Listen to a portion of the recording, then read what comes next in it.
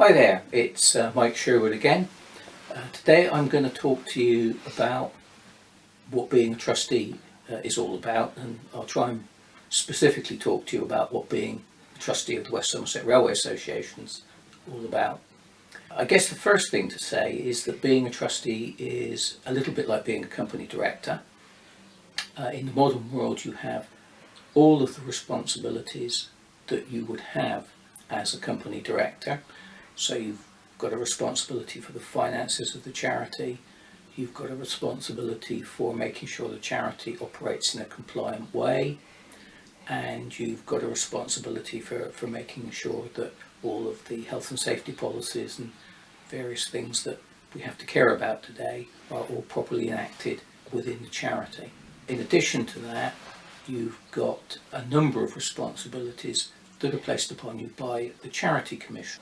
The first one is that you must always act in the best interests of the charity.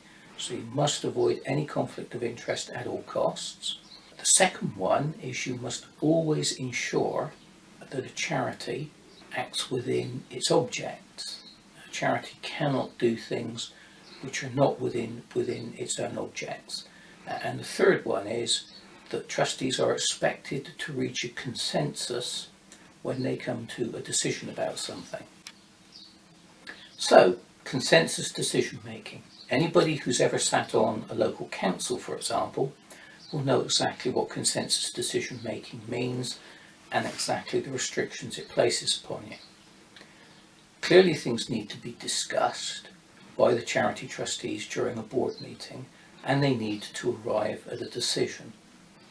The point about consensus decision making is, having arrived at the decision, that is the decision of the charity. And as an officer of the charity, which all trustees are, you're then expected to adopt that decision, whether or not you were personally in favour of it, whether you thought it was 5 degrees off of where it should have been.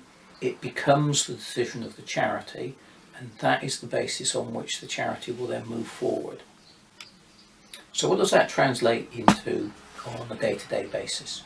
Well, trustees meet together monthly, more often if they need to, and they discuss all of the things that are to do with the business of the charity. That very often involves a lot of decision making about things like grant application that might have come in, a discussion that one of the trustees may have had with, say, one of the PLC directors about a good idea which needs to be formalised.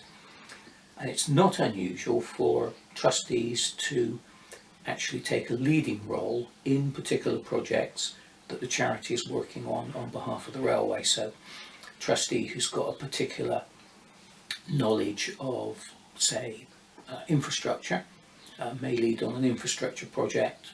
The trustee who's got a particular knowledge of locomotives may help to lead on a locomotive project. So the most important reason for trustees to meet regularly is this. It comes back to this whole thing about consensus. We have to make sure that we're always going in the right direction, doing the right thing, and making sure that we're operating within the objects of the charity. So perhaps you think you might be interested. Well, one of the first places to look for information to help you make your mind up is probably on the Charity Commission website. There's a document on there, quite easy to find. It's called The Essential Trustee, and it's well worth a read for anybody who's thinking about putting their name forward, because it gives you a very good sense of what you have to do as a charity trustee, and it does emphasise those rules I mentioned to you earlier. The other thing you can do, of course, is you can have a chat to one of the other trustees, see what they think, ask them what their opinion of being a trustee is like, or you're always welcome, if you want to get in touch with me, and I'll try and give you the pure unvarnished truth of life as a trustee.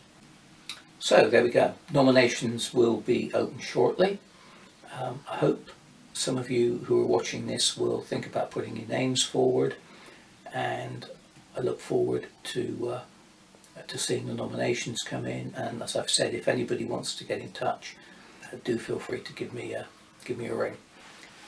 Now, I'm sure all of you are wondering where Roxy is, and you'll probably notice that I'm doing this one inside because it's a bit windy outside today, and the wind noise just prevented us from getting a decent recording.